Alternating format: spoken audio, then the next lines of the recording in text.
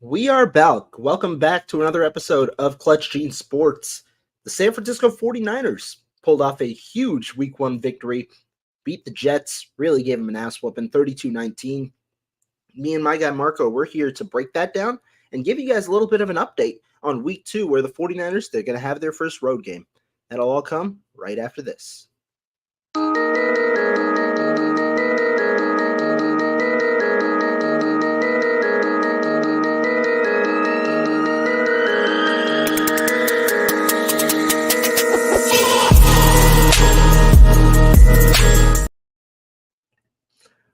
Welcome back, everybody, to another episode of Clutch Gene Sports. I'm your host, Rohan Chakravarthi. I got my guy, Marco Martinez. How you doing, my guy?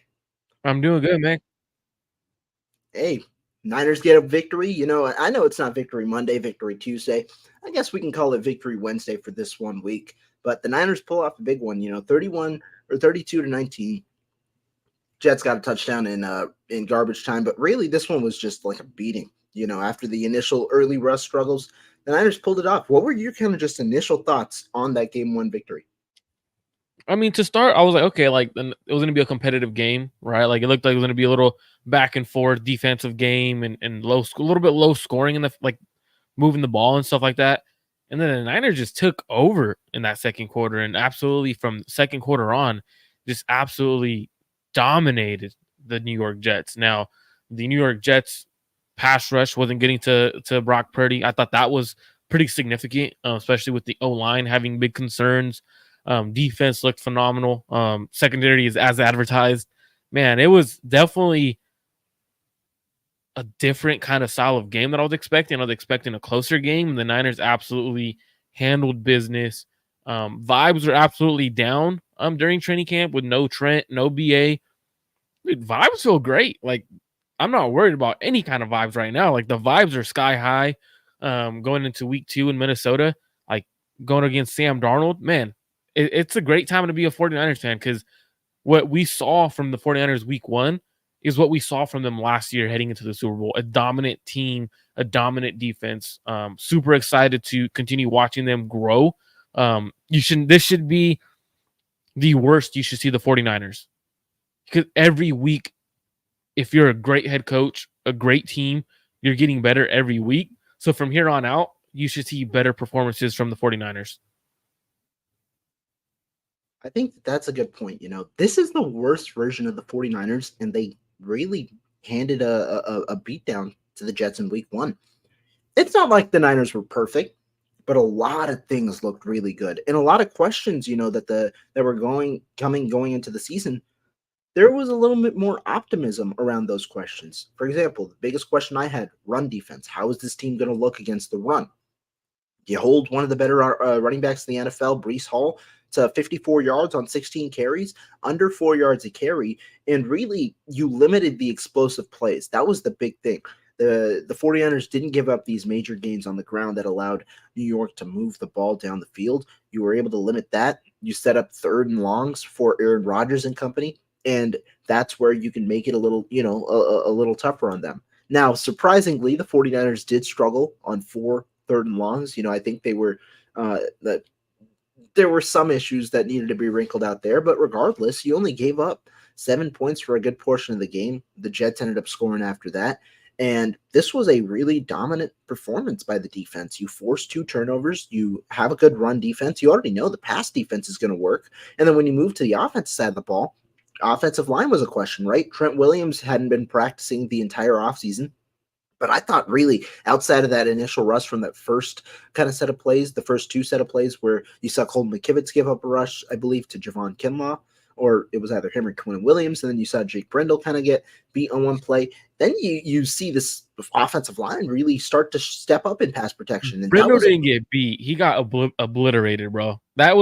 He got his ass whooped on that play. Man, I know exact play you're talking about because I was watching and I was like, holy shit. Did you guys just see? And I believe it was Javon Kinlaw who threw Brendel out the club. I believe it was Kinlaw on Brendel. Yeah. Like so it wasn't getting beat. Play. He got his ass handed to on that rep. And I guarantee you, in the film room, he's saying the same shit. Damn, Javon Kinlaw just handed me my ass right there.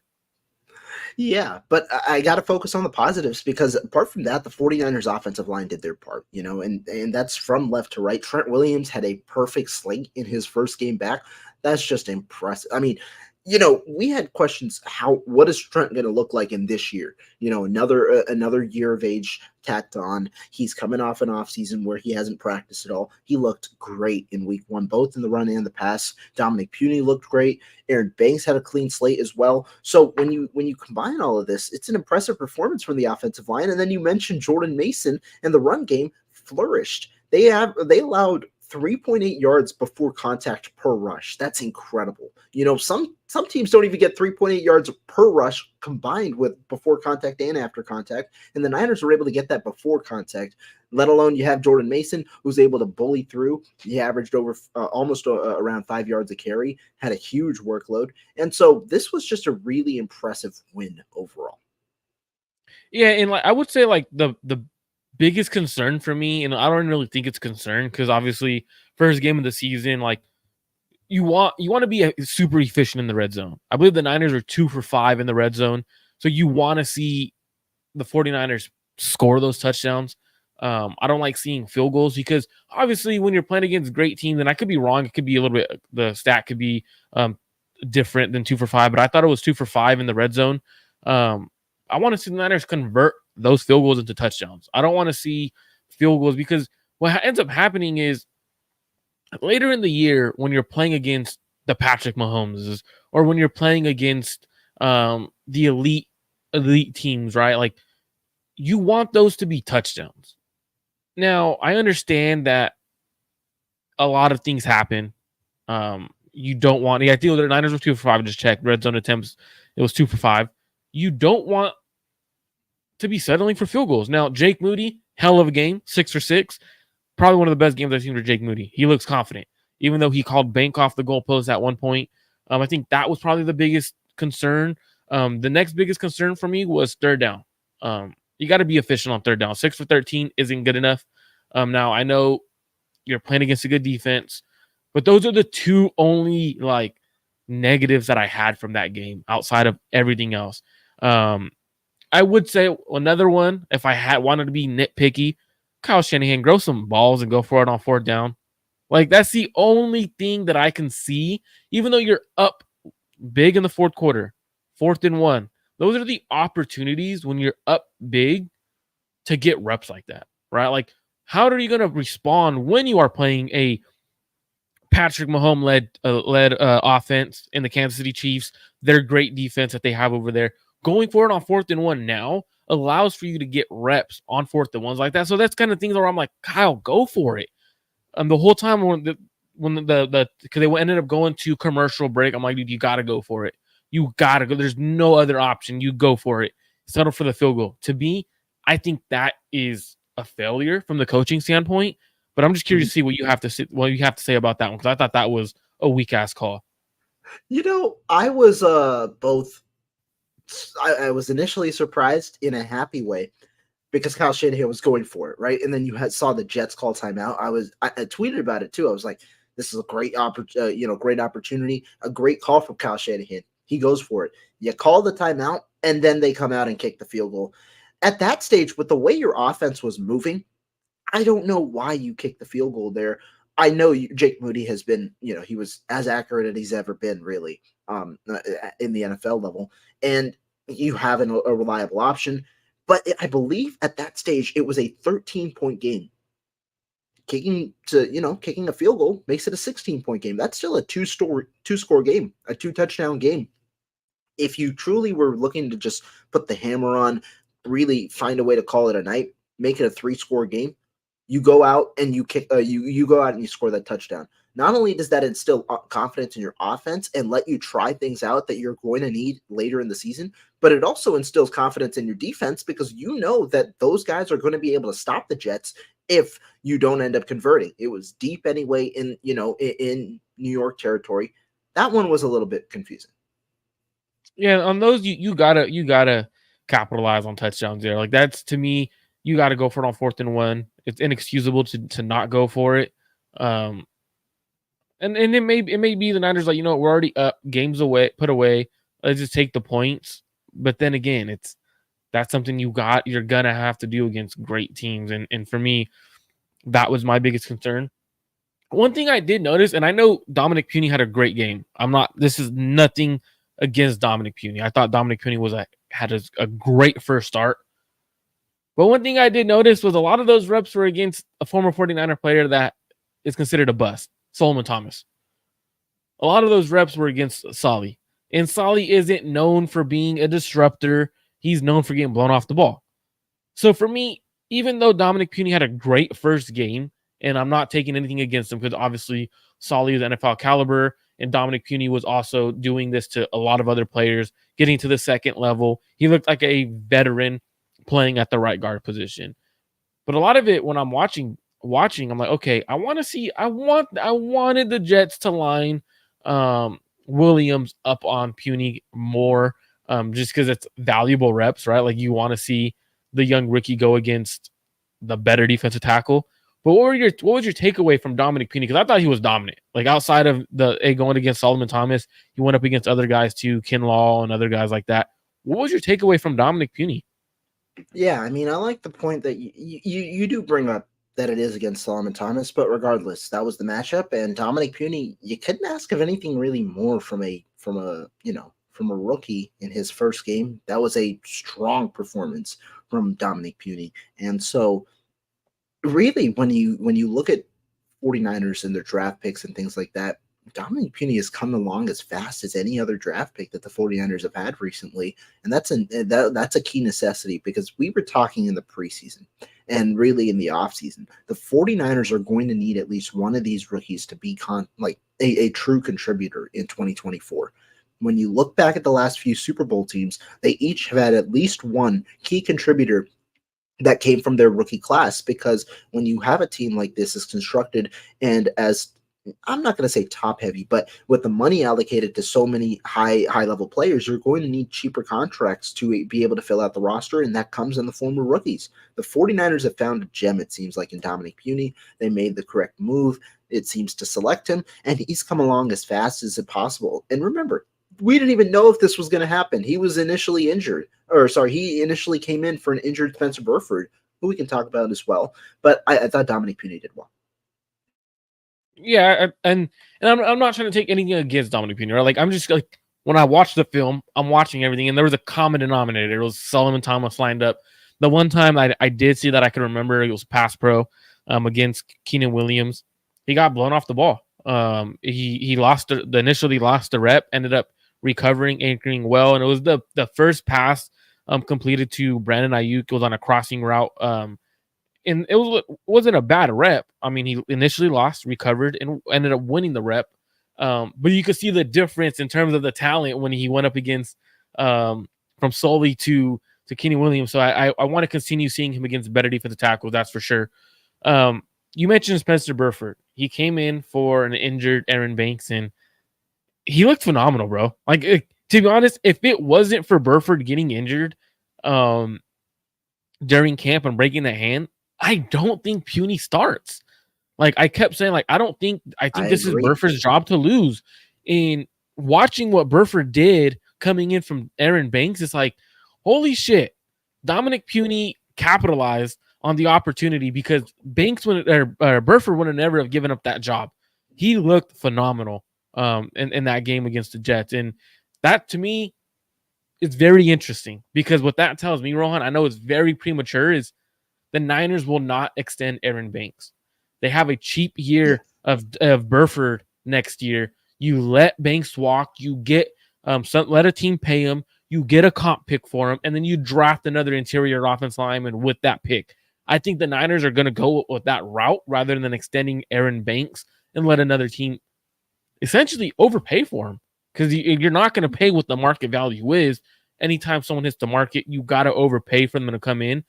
But man, Burford, phenomenal game as well from him. Yeah, I mean, I'm not going to lie. I was thinking the same thing when you look at the game, because I've gotten to watch a good amount of NFL football this past weekend. And when you look at it, there are a couple of things that pointed out. One, the guards and really the NFL offensive linemen that got paid last year, those deals don't really look that good right now. And so you already are wary about paying significant money to a free agent offensive lineman. Then you see what Aaron or Spencer Burford did in place of Aaron Banks. And I'm not saying Banks had a good game as well. Let's put that out there for sure. I mean, a clean slate and pass pro, which is the most important thing. But Spencer Burford, he came out here. He put up together a good game, put together some nice plays in the run game and the pass game. And you wonder, do the 49ers have their left guard next year already on the roster? It's just a different player than what you're imagining. And I think so. I think the Niners, I've been on record a ton thinking that the Niners are not going to extend Aaron Banks regardless. The only question was who would be the replacement? Would it be another guy in the draft? Would they just go for a cheap veteran? I think that they might have found that replacement, here with Spencer Burford, a guy who, like you, I believe would have started at right guard had he not gotten injured. Yeah, and this is a Niners are in a great situation right now, to be honest with you. Aaron Banks comes back. This is something I throw out there the night of the game, post game on, or actually no, yeah, it was the night of the game. May have been Tuesday morning, but I could have thought it was the Spaces. If the Niners are up big against the Vikings and Aaron Banks plays, hey, Colt McKivitz, hit the bench. Let's see what Burford could do at right tackle. I know you've been pushing that for a while. I've been pushing this narrative for so long, Rohan. He is not a guard. He is a tackle.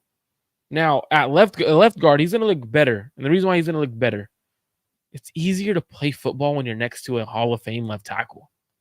Right? It's easier. Life's easier. It's a lot more. You don't have to think. You just react because you know that the left tackle next to you is going to react the right way. When it's McKivitz, it's a different scenario, right? Imagine if the 49ers imagine this. The Niners lock in Burford, right? They start playing him at right tackle. They realize he's a better tackle than McKivitz. He's an upgrade. Now your O-line upgrades at right tackle and right guard. That's a huge improvement.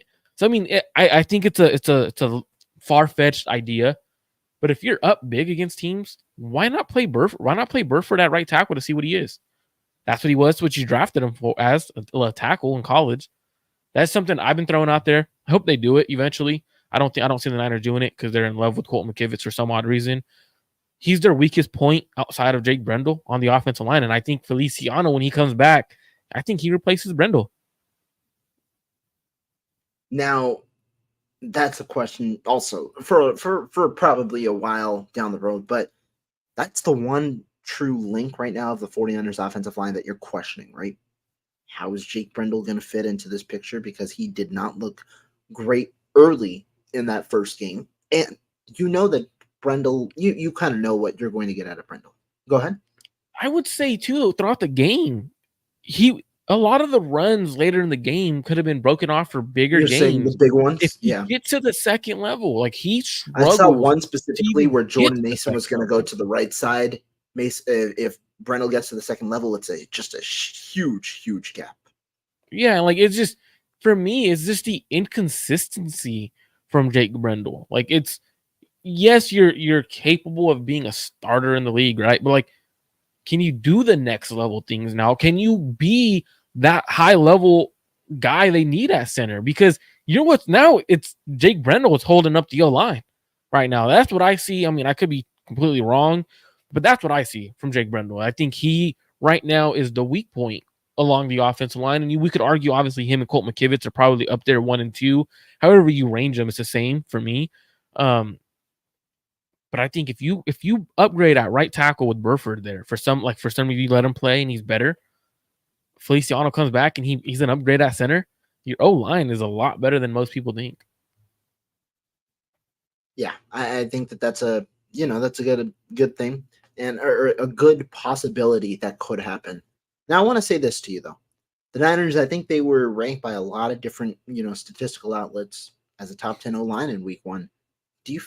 If this O-line stays the same as it is right now, do you feel confident in this group?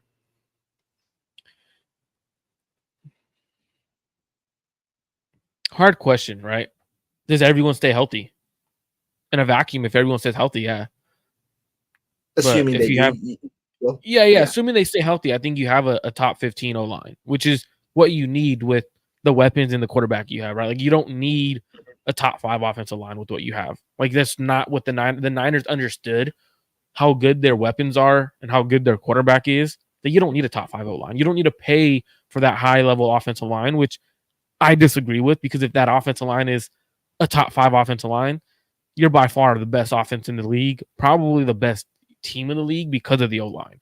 Like, when I look what, for example, we go back and watch the Sunday Night Football game, the Detroit Lions.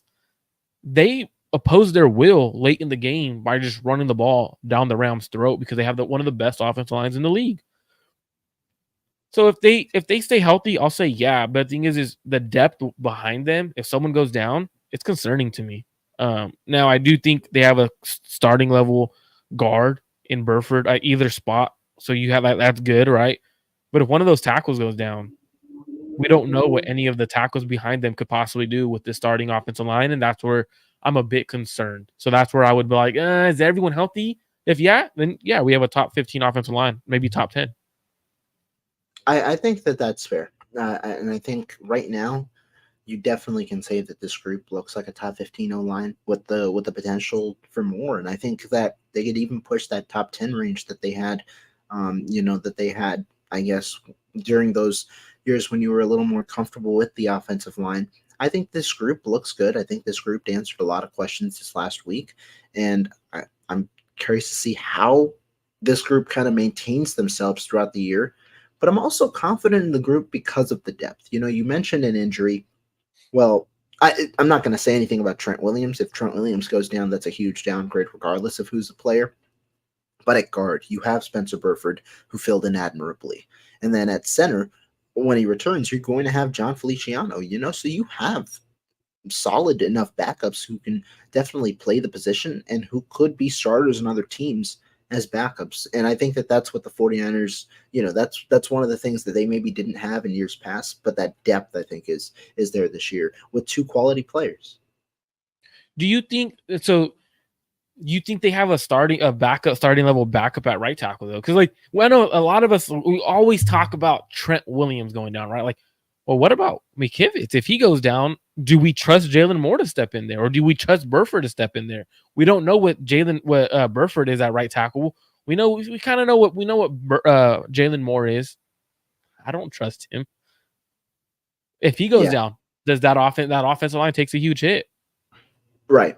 Yeah, exactly. Which is crazy because we don't think he's that good of a player, but behind him, it's even worse.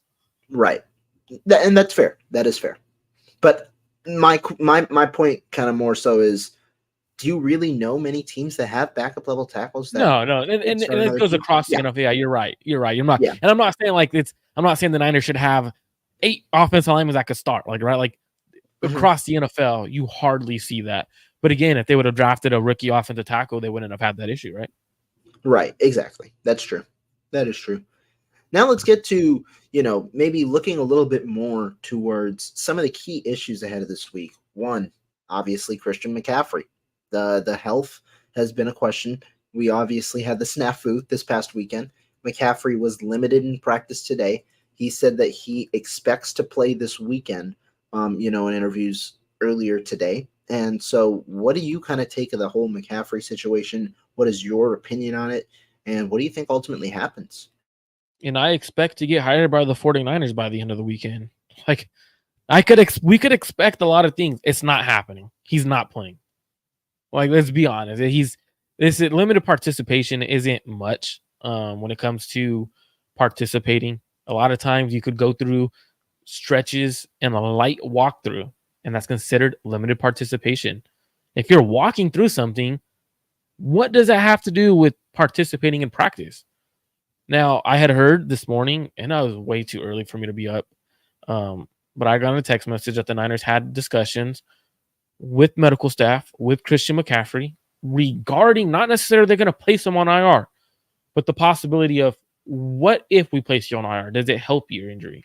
Now, it's Achilles tendonitis, which every doctor that has talked, Coach Desi was on Spaces, Jesse Morse, a medical doctor who does high-level injuries like that.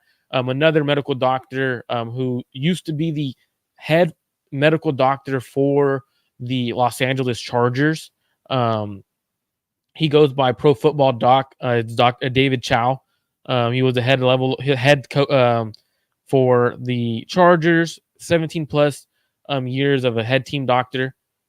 He says that Christian McCaffrey probably misses more than this week coming up. And he mentions possibly 3 weeks. 3 weeks means possibly IR. Like the conversations are being had in the building, whether Kyle Shanahan goes to the media and says, we're not talking about that. You're really sitting here when it comes to an Achilles injury, Rohan. Think about this. If you know there's potential rupture and you're not asking the medical staff, should we place him on IR? That's malpractice. Like you doesn't sound, that's ignorant if you don't ask the medical staff, should we place him on IR? What would you recommend? Should we place him on IR? Guess what? That's a conversation about the IR. So as most people are like, oh no, they're not. Kyle Shanahan said, I don't care what Kyle Shanahan says in this situation because they've talked about it. Medical staff, Kyle and Christian McCaffrey, John Lynch, all those people in the building have discussed it. So it's a huge concern because of the rupture, right? Like it's possibility to rupture. When I asked, Coach Desi was on Spaces yesterday and we asked her a lot of questions and she was saying like the best thing for him is to be in a walking boot. She's like, I don't understand this. Like I don't know what's going on. But she was, if I was working with him, I would put him in a walking boot until that is fully healed. Mm-hmm. Because a lot of times it could take 4 weeks, it could take a month, 2 months. Because that all depends on how severe he's dealing with. She also mentioned that she's not worried about a rupture because he's going to be taken care of the right way. But then I asked her, I was like, well, we thought the same thing for Dre Greenlaw, right? But then you overcompensate. She goes, that's the issue. Is if his body starts to overcompensate, the other Achilles could rupture. So I think this is a bigger concern than the 49ers are making it seem. They keep saying, oh, it's just a limited. He took himself out of practice last Friday.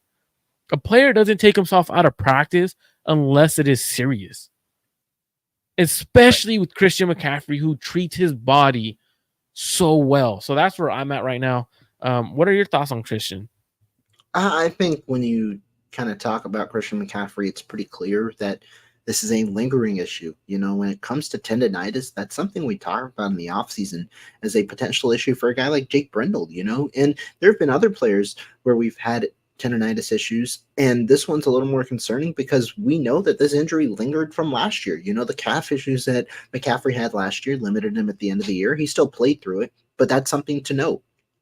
And this is the beginning of the season. If you want a fully healthy McCaffrey for the playoffs, or the healthiest version of McCaffrey for the playoffs, you have to do what's best for his health over potentially putting him in there early on to try and win games.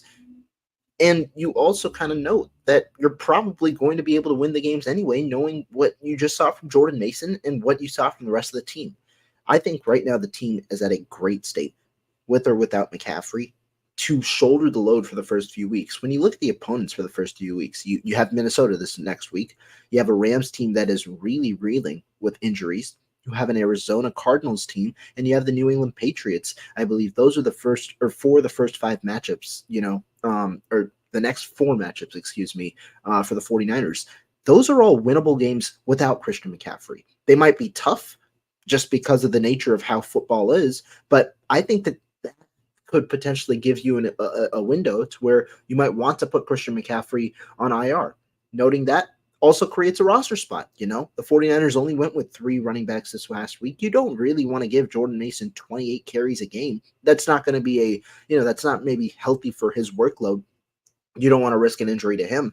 And so you probably want to rotate 2 guys in, maybe 3 guys into the fold, even if it's minimal carries. And so I think that you've definitely got to be cautious when it comes to Christian McCaffrey, knowing that the end goal is having him healthy for the playoffs and the stretch run of the season, especially when you get to some of those tougher games. You know, you're talking about week 16 or week 17 versus Detroit. You're talking about some of those games. You're going to want him there. And so to me right now, I think that we definitely are on the side of caution for Christian McCaffrey, and you kind of just go week by week, see how it is, because Kyle Shanahan said that they aren't going to put him on IR. We'll see what the ultimate case is. Maybe they believe that he'll be back by week 3, week 4, which is my estimation, around week 4-ish, But right now, yeah, This is a tough one, and it's unfortunate because it probably, regardless of how long he sits out, will be an injury that lingers throughout the season. Yeah, and you don't want an injury like that lingering, especially when it's attached to the Achilles.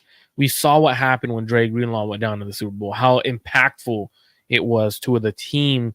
The energy obviously went down drastically. So you obviously don't want something like that to linger.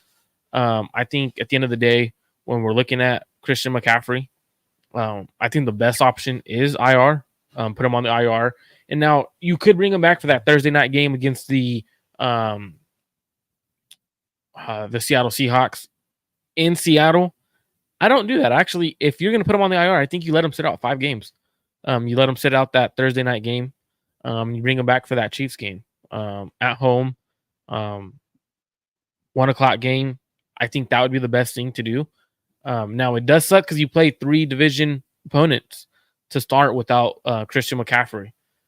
At the end of the day, I would rather have the 49ers make the wild card with a healthy Christian McCaffrey in the playoffs than win the division, Christian McCaffrey be out for the season, and not be able to play during the playoffs. That would be drastic to the 49ers Super Bowl aspirations. And I think that's something they need to consider. And I think they definitely are considering it, even though they're telling the media that they have never spoke about or never mentioned IR for him, because I guarantee you they have.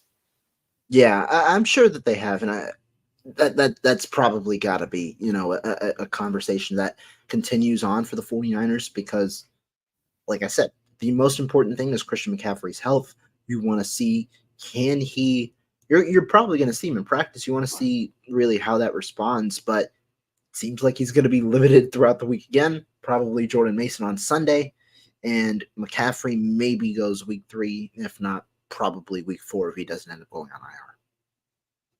Yeah, and what backups are out there that, I mean, if you do put him on the IR, who would you want them to bring up or who would you want them to sign? Because I know I have someone I want them to sign off someone's practice squad. I haven't seen the practice squad ones, but so I'll let you go for that. I want to see more Isaac Guerendo. Guerendo got in there like briefly, this past week, but it was a lot of Deebo Samuel in the run game. Deebo Samuel's valuable for sure. Wasn't as efficient in the run game this past week, and I don't know how much you want him to sustain those amount of hits, on a weekly basis early in the season. I think he's definitely got value, and I wouldn't mind that he's involved in the run game here and there, but I don't know if he should get 8-9 carries. I want to see Isaac Guerendo in there. Who's your guy, though? I'm curious to hear now. So I know the 49ers have Keyshawn Vaughn on the practice squad. That's not who I would call up or who I would sign to the roster. I would pick up the phone, and before I even call, I would hit up Frank Gore Sr. How would your son like to play for us? Okay. Would your son like to play for us? If the dad says he would love it, I'm picking up the phone. I'm calling Frank Gore Jr. We want you on our roster. It might be just for 4 weeks, but there's a special teams ability. There's going to be opportunities in the backfield. Obviously, Patrick Taylor is there. I would probably have him ahead of Patrick Taylor. That is something I would do. Now, 49er fans would love it because obviously they love Frank Gore. But that's something I would do. I would hit up Frank Gore Jr. No, I don't know if that's going to happen necessarily, but It should. That would be an entertaining idea. That's for sure. That would be entertaining. Is he on a practice squad right now? Yeah, he's on the Buffalo Bills practice squad. He didn't end up making their roster. Right. Yeah. Okay. Cool.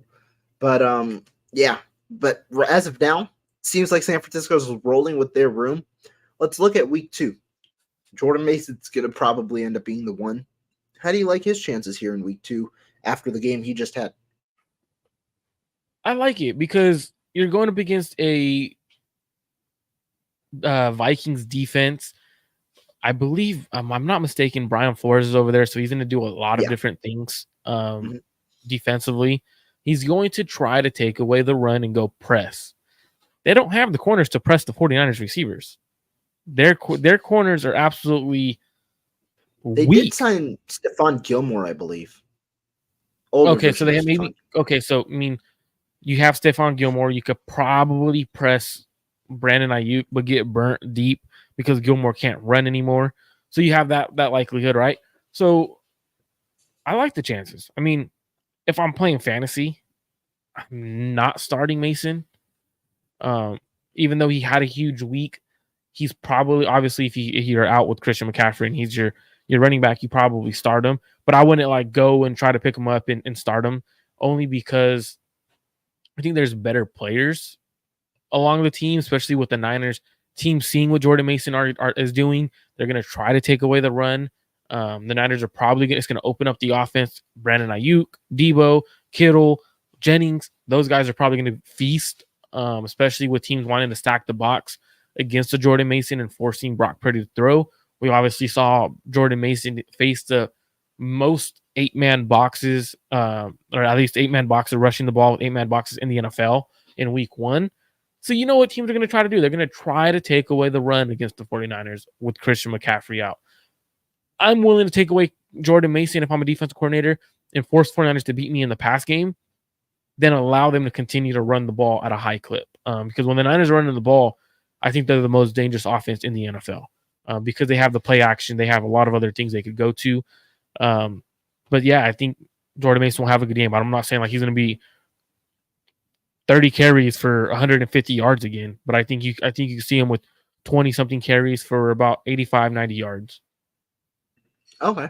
Yeah. I mean, that's still a pretty significant workload. You know, you get 20 carries, 80, 90 yards is what the 49ers are looking for.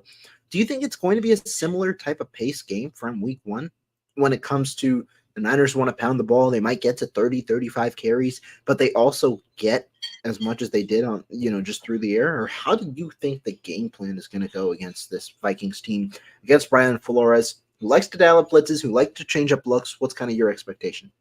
You got to throw the ball.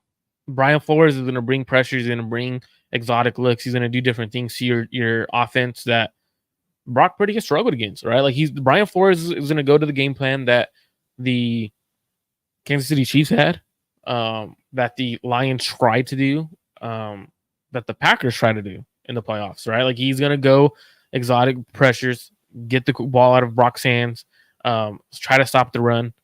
And I think once you do that, you go those kind of looks, you got to be able to throw the ball and you got to be able to be efficient on third downs. Because if not, they have good players on their offensive side of the ball. Obviously, Sam Darnold, not 100% sold on him. I think he's a good quarterback. I don't think he's like that good of a quarterback where he's going to dice up the Niners defense.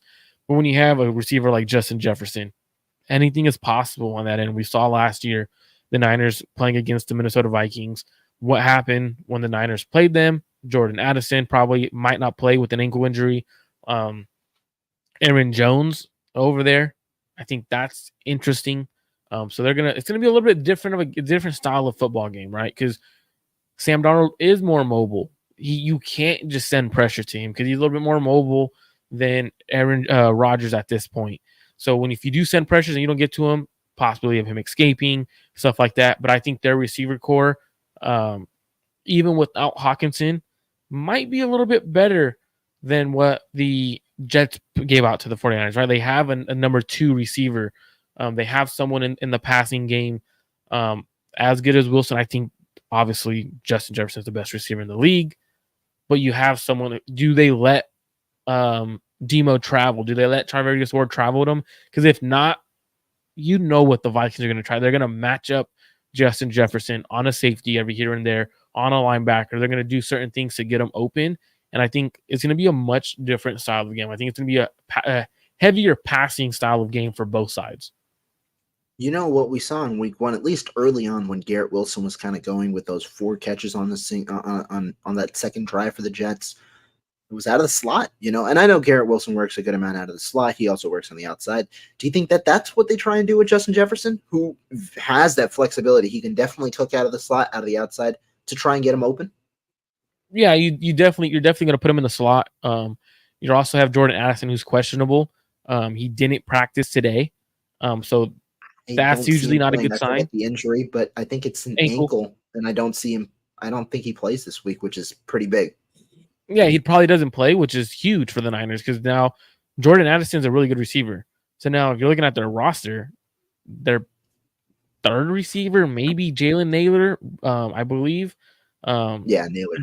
think that's who they're going to roll out? And Naylor's nothing like Addison. So you're doing a lot of different things. Now, if they have Addison, you could line either of them up in the slot and pick your poison, right? Like that's kind of what they did last season to the 49ers. Now, if the Niners are calling zero blitzes late in the second quarter to end a half, then we're in trouble, right? Like obviously you don't want to do certain things like that. But I'm curious, how do you think Sam Darnold looks against us? This is kind of a revenge game, right? Like it's in a way like, hey, you guys didn't think I was good enough to be your backup or even your potentially compete with Brock, which 100% understandable. I would never let Sam Darnold compete with Brock. But this is, as a player, this is kind of you put in your head, right? I'm better than that guy. Why wasn't I playing? That stuff you put in your head to give yourself fuel. Do you think that gives himself some fuel and he's able to compete, or does he look and see ghosts against the 49ers? It might give him fuel to throw the ball more, which I don't think is going to go well for him. Sam Darnold had a great week one. I watched that first half of the game at least, and he was on a tear, against a Giants defense that has kind of turned down, I guess. They used to be pretty good, not as much anymore. I don't see him having that much success here in week two. I know they have a good receiver in Justin Jefferson. Aaron Jones looked good on the run. I'm curious to see how he kind of plays against this, against this 49ers D line.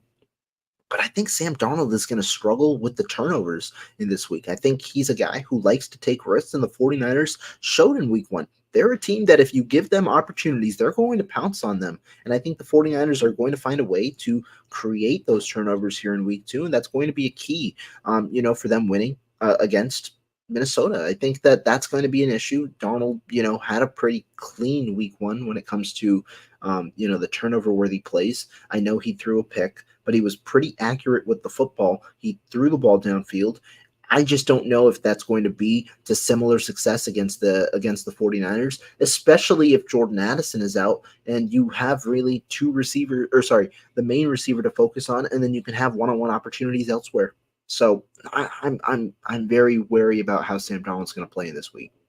Yeah, and it's definitely interesting, right? Because like their offense looked very efficient. I'm not gonna lie, their offense looked good. They're in terms of DVO and everything like that. DVOA, they're 9th ranked in the NFL, but obviously they were playing against I believe one of the worst defenses in the league.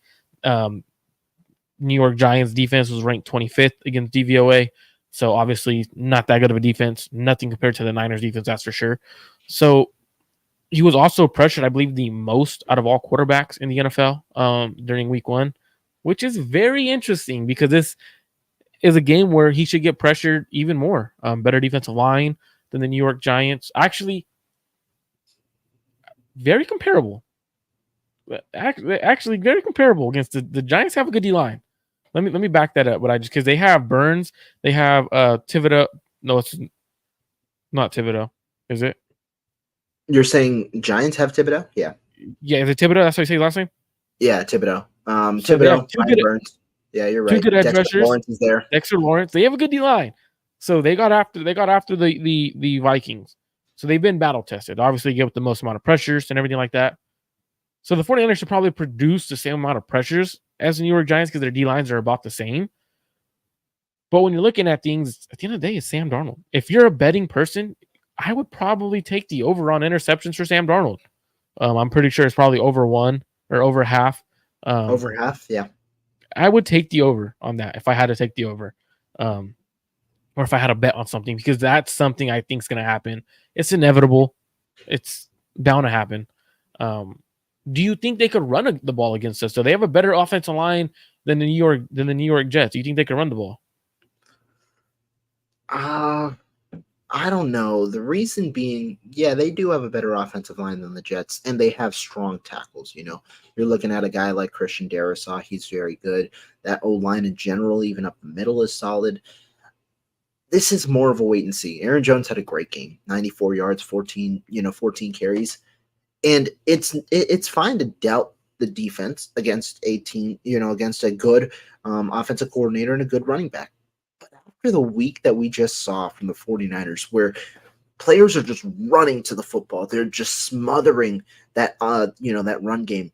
I'm going to err on the side of the 49ers here. And I think that they're still going to be able to stifle, that Minnesota offense. And that's also why I'm a lot more bullish in this week, because if that run game is not as efficient as it was in week one, specifically with Aaron Jones averaging like 6, 7 yards a carry, then the passing game isn't going to be nearly as efficient. And that's where those opportunities for turnovers start to get generated. And so to me, because I think that the run game isn't going to have nearly as much success as they had in week one in terms of efficiency, that's where I stand kind of heading into week two.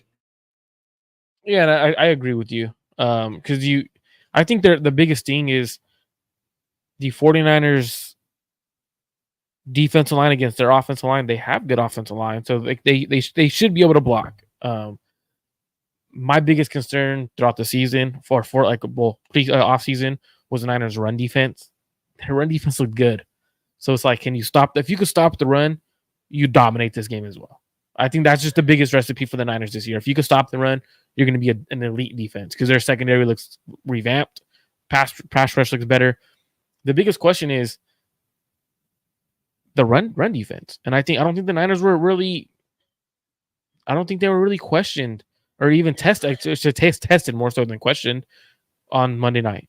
Like they didn't even the Packers could not get to the run because they went down early. They went down early, and that's when you have to start throwing the ball a little bit more. Even though some teams, I think a lot of teams go away from the run a little too early. Thought the Packers did as well. And I think that that's fair. If the team goes away from the run early, I think that that's what's going to maybe bite them later on in the game. I do think we have two good questions, though, on the other side of the ball. One, 49ers O-line versus the Vikings D-line. We saw the 49ers O-line. I praised them at the beginning of this video.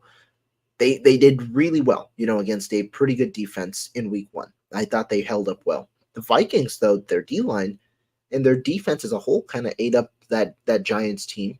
Again, it's the Giants. Their offensive line, specifically in the interior, they struggle a lot. Daniel Jones he's not that good when it comes to holding on to the football and getting rid of it quickly.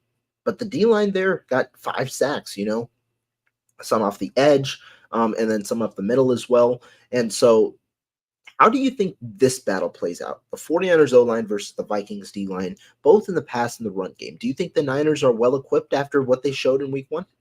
Oh yeah, absolutely. But I think it's more so. It's more than the Vikings D line because you never see Brian Flores let his D line just get after it. He always throws exotic looks. He does different things to make sure even if his D line's the worst D line in the league, he's going to make his D line a lot better with his play calls. He's going to add pressure. He's going to do certain things. You're going to see a defensive lineman drop at some point where you're thinking they're sending house and the D line drops. Certain things like that Brian Flores is capable of doing. And I think it's more so the 49ers offensive line versus Brian Flores' exotic looks when it comes to the 49ers in the passing game and getting protection for Brock Purdy. I think that's what it's more about than the Vikings D-line. Obviously, the Vikings D-line don't have anyone spectacular along that D-line. But again, it's Brian Flores that it's more so Brian Flores in the D-line than anything for me. Yeah, and I think that that's fair. And I that's what I'm curious about. You just came across Robert Saleh, a very good defensive mind. You're now going against a completely different type of defensive mind with Brian Flores.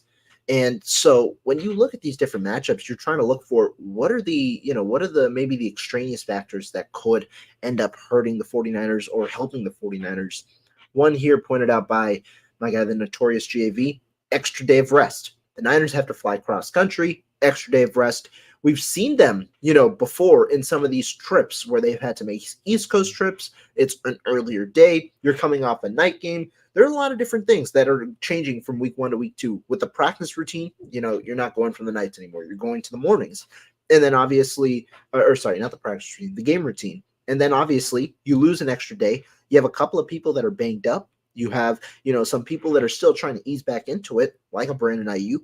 And now you get one less day of rest. How do you think that could that play an impact? And if so, is that something that you're kind of thinking about? Absolutely huge impact, right? Like anytime a team has one day less of rest and they're headed East Coast or they're headed West Coast, it always plays a factor. Your body isn't as recovered as the other team. That extra day does play a factor. it also, when you do go across country or you do go like the Niners are doing, they're going to the Midwest or whatever where Minnesota is, they're headed out there, right? Players who are banged up, who do have an injury, how does their inflammation to a certain body part, how does it react when they're in the plane?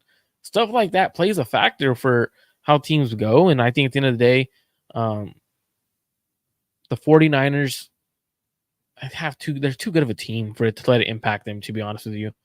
Now, they let it impact them last year, playing the Vikings on a short week. Anything always is able to happen. Too good of a team. If you let something like this impact you, there's other issues involved. Yeah, I think that that's true. To me, when I talk about these external factors, the things that could make football games closer than you expect, it's things like that. The rest. How is that going to change? How is the travel going to change? Now, I believe Minnesota, they're also, I guess, technically making a cross-country travel in the sense they went back home. So they're coming off a road game. They're obviously going to practice, this whole week. You get a whole extra day over there. And so do I worry about it? No. But is that something you kind of have in the back of your mind? Sure. And if the Niners start slow, if it takes a little bit for them to kind of get accustomed to it, you can understand why. And so this game could be closer than you would expect. But ultimately, I still think the Niners' talent is just too good. And when you start to question them like this, they kind of prove you wrong, and that's what they did in week 1. People thought this game could be close. They proved you wrong, and that's, I think it's going to be more of the same in week 2. I saw the initial spread at like 6.5 points. I think the Niners can cover that pretty clearly here in this week. Yeah, and it opened up at 5.5. Right now it's at 6. So it's straight 6. Yeah. But I think that's a pretty fair. And technically, if we're being honest, it's the spread's actually 9. Home team usually gets 3. Yeah, home team usually gets 3 points. So the fact that it's at 6 is they're giving the Vikings an extra 3 points. So it should be roughly 9 if it's a neutral ground, which means the Niners should whoop their ass. Like, there's nothing more to it. I think the biggest for me, if I'm offensive coordinator for the 49ers, or if I'm coaching the 49ers, what I'm doing is I'm attacking the Vikings in the passing game. They don't got the corners to compete with the 49ers receivers and weapons. Their linebackers cannot cover George Kittle. That's what I would do, especially with the exotic looks coming. You're going to see more pressure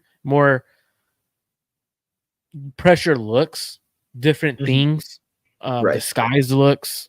Brian Flores is a much, in my opinion, better play caller than the Jets defensive coordinator, and I don't think Saleh calls the defensive game plan over there. I don't know if he calls the game plan. I don't think he calls plays, but yeah, go ahead. So when you look at Brian Flores, he's more known for blitzing and stuff like that. You're going to see a different game plan from the defense. I think Niners beat them by 10. Okay. I think that's fair. Yeah. So the Niners, it seems like, at least going into week 2, they have a positive outlook. It's especially off that week 1 kind of, that the beating that they gave the Jets. Things are definitely trending up for this team. And now it's looking at just shoring up the small issues that kind of, that you saw in week 1. You mentioned third down conversions offensively, kind of now, as well as stalling those third and longs. The last topic I kind of want to get to is one that I had written about just before the season started, and one that I'm kind of now thinking about a little more in a more positive way. Nick Sorensen, a defensive coordinator. What was your initial thought about him and his debut? Wasn't bad. Wasn't perfect. I want to see. I'm just waiting for the exotic looks. Yeah. Right. Like, that's what do you have any exotic looks in your bag? Because if you do, don't show them if you don't have to, which he didn't have to against the Jets, so he didn't show nothing. But there's no way the 49ers, I believe they only sacked a Jets quarterback once. Could be mistaken. Thought that's what the stat line was. 1 sack on the Jets. That's, in my opinion, inexcusable. I don't think if you are not getting pressure, you're getting 1 sack on an immobile Aaron Rodgers who doesn't have a great offensive line, and that's an issue. Now, maybe in the first or second quarter, you could dial up a blitz to get pressure and a sack. I felt like even though Aaron Rodgers wasn't great, or the offense of the Jets wasn't great, the defense didn't give much pressure. And I think that's kind of a concern in terms of you have Floyd, you have Bosa, you have a lot of good defensive tackles. Can we start dialing up some pressure? I think that's where I'm at. I did see him playing guys off a little bit more than I was expecting. But I'm not worried about, obviously, again, when you don't have to do certain things, you don't have to show it. Don't do it. Why show something early in the season when you're playing a team where you're already dominating them? So that happened pretty fast. Your defense got a turnover. That's huge. So that's still stuff. And again, too, when you do have a quarterback that's able to recognize the blitz, like Aaron Rodgers, you probably don't want to blitz him, right? So that's right. Also a huge factor into it. If I'm Nick Sorensen, you know what I say though? I go to the defensive line and I say this 100 times a day this entire week. If you are offsides, keep going. Don't stop. Because if you don't stop and you are offsides, they will blow the whistle dead. I'll take the 5 yards rather than a touchdown again, or rather than a defensive pass interference, because you gave the quarterback a deep shot. Just keep going. Leonard Floyd, you cannot stop. The moment you stop, that's a touchdown, man, or a big play waiting to happen, potential PI. So that's one thing that I would say. But outside of that, I thought Nick Sorensen and Brandon Staley were phenomenal week one. I agree. I think that, you're always looking to see how these guys kind of respond. The early outlook from Nick Sorensen, he wanted to drop guys. He wanted to play coverage, and you did see the early issues, right, where Garrett Wilson was just getting a little bit too much space. 49ers cleaned that up. You didn't see too much pressure. Came at the most opportune times. Leonard Floyd had 2 major plays that ended up resulting in turnovers. Turnovers are key plays that ended up killing drives. You also have the 2 interceptions, the fumble and then the interception. You have a lot of different things that ended up going well for the 49ers defense. So you have to be pleased with what you see. The big challenge for Sorensen will come midseason. When you have to throw out some of those exotic looks, when you need to, find a way to create plays or stop those third downs from converting and things like that. That'll be the big litmus test for Sorensen. But in his first game, definitely a positive look. Yeah, I think this. If I'm nitpicking, like obviously we want to find like the negatives of what happened or where they could get better, which I don't like. I mean, it's good to do it because like when you do see something like that, you're like, all right, where can we get better, right? Like, as a defensive staff, and this was funny is like I like to think like, if I'm in the building, right, what would I say? What would we do? I know a lot of people are like, oh, you're just so negative. No, the coaching staff isn't looking at this game plan like this was all great. No, where can I get better? Where do we lack? My opinion, third downs, 6 or 10, you got to get off the field. That's not good enough. 60% is not good enough. You got to get off the field. You got to get them down to 3 and 10 or 4. You got to get that. You got to get off the field. Niners controlled the ball. It was like at 38-20. How does it look when the opposing offense has the ball a little bit longer, right? I believe both teams were the Jets had 5.4 yards per play. Niners had 5.7. Obviously, the Niners dominated the game. But where can you get better? I thought third downs you could have gotten better, getting more pressure. Those are like the little things. Red zone efficiency as a defense. I know one of them came late into the game, but they were 2 for 2. You still had a lot of starters out there. You're 2 for 2. They got in the red zone. They scored twice in the red zone. That's something you don't want as a defense coordinator. Hey, we could give up 1. We can't give up 2, right? Like that's something that he'll probably be pushing on the guys. Like, you guys give up 2 touchdowns in the red zone. That's me. I got to be better in the red zone, calling different looks. But 2, we cannot give that up because that's where you lose games. If you're giving up touchdowns in the red zone frequently, if you're giving up third downs, that's where you lose games. And I think at the end of the day, Nick Sorensen and Brandon Staley are definitely looking at that and like, we got to get better there. Yeah, no, I agree. And I think that'll definitely be a point of emphasis this week. I'm curious to see what the results are now next week, knowing, okay, we saw a little bit of a gap here, especially early in the game. How do we kind of fix that? And that's where those exotic looks come. Maybe you change things up a little bit, but yeah, ultimately it was a good start from Sorensen. That would be probably the lone gripe, those third and longs that you don't want them to convert. But it's a good sign if that's the main issue you're kind of thinking about going into week 2. It could be, but the thing too, like, it's how does he respond? Like, it'll be something like when we do see more of, right? Like, how does he respond? Does he send pressure? Does he stay in the same look? Because if you stay in the same look and you're continuing to get beat, then it's like, whoa, you didn't learn from your mistakes. And that's where you'll see a defensive coach and a coach in general, how they evolve as the season goes on throughout their first year. So if week 2 comes, 3rd and 10 against the Vikings, and he's playing off and he's not giving any pressure and they're not getting after the quarterback, then that's something that's like, all right, you didn't learn. Now let's talk about it, right? So not too worried about it. I think the Niners, especially Fred Warner, is very vocal. He'll definitely go up to Sorensen and Staley and say, hey, look, what the hell are we doing? We got to get off the field. You guys know this. I know this. He's a very vocal linebacker as a leader for that defense. So I'm definitely excited to see what wrinkles they add. Yeah, no, most definitely. But week 2, man, week 2, I'm just excited football's back. Excited we get to watch game film. Excited we want to get, Sundays, Mondays, all of that kind of together. Obviously, Thursday night tomorrow will be a fun game. But week 2 preview, thank you guys so much for tuning in. Marco, you have any last thoughts before we head on out? No, if you're a betting man, take the over on Sam Darnold's interceptions. You might want to take the if I'm looking at the betting lines and stuff like that, obviously probably take money line too with the Niners. Yeah. Not sure. I'll take money line and the overs to cover the 6 points. I think the Niners beat them by more than 6. But yeah, like I'm in a betting mood recently. So like I'm looking at like the betting odds and stuff like that. Take the over on the interception for Darnold. Don't know what the other props and stuff like that are for passing yards for Brock and stuff like that, or receiving yards.